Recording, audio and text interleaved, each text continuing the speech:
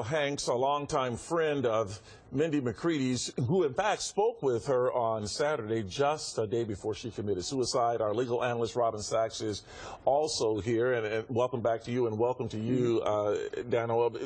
Having a personal relationship with Mindy, I mean, this must have really been tough for you. Yes, it was. I originally met Mindy several years ago when she was having her legal problems and trying to get her kid back from Florida. Let's have a little bit of perspective here. I'm going to dive in. Actually, Dano reached out to me, and together we were very involved as a team in helping her get custody back of Xander, and that was a successful part of her life. It was, you know, she was very frustrated with the Florida court system. And she had me running backgrounds on everybody connected to the case because she knew there was something fishy. You were her private investigator. I was her private investigator. I even discovered that there was a relationship between the person that was working for the state and Mindy's own mother. You know, and there was people that were connected to this case, and where everything she said would fall on deaf ears. And it became very frustrating for her. And that's why she eventually just went to Florida, and during a visit took her kid and went to Arkansas, because she felt that if she could get the child to another state and before another judge that would actually listen to what she had to present, she'd get a fair shot. Let me give a little bit of perspective here. I mean, so many of these shows, and I've been watching all of these shows and all these interviews, and everyone's talking about the mental illness and the drug abuse.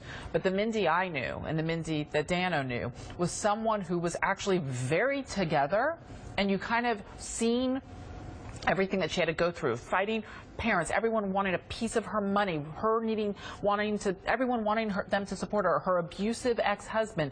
All of these things is kind of no duh. And interesting observations. And then the natural question from that is, what happened? What happened is the perfect storm. I mean, within a 1 month time, she was on the uprise. Her career was going to take off again. She was working on a new album, but she had her own mental issues. But she was dealing with her soulmate, as she called him, who had serious mental problems. And who committed suicide a month before her. So you get a suicide, you get, for whatever reason, child services coming and taking your kids both away. Kids away now.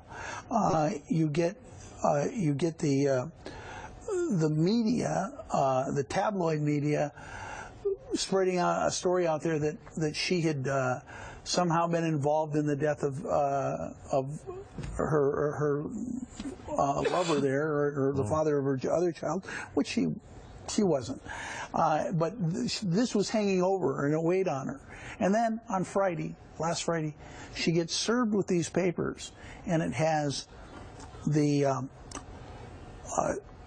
scheduled what the order might be. You know, they make these orders that are there just ready for the judge's signature. Well, obviously. And the order was, we're going to take your kids back to Florida. Obviously, a lot of questions, a lot of discussion that will still go on with this case. Dano, thank you so much. Yeah. Robin, thank you for helping to bring a lot of this to light as well. Thank you. And we'll be right back right after.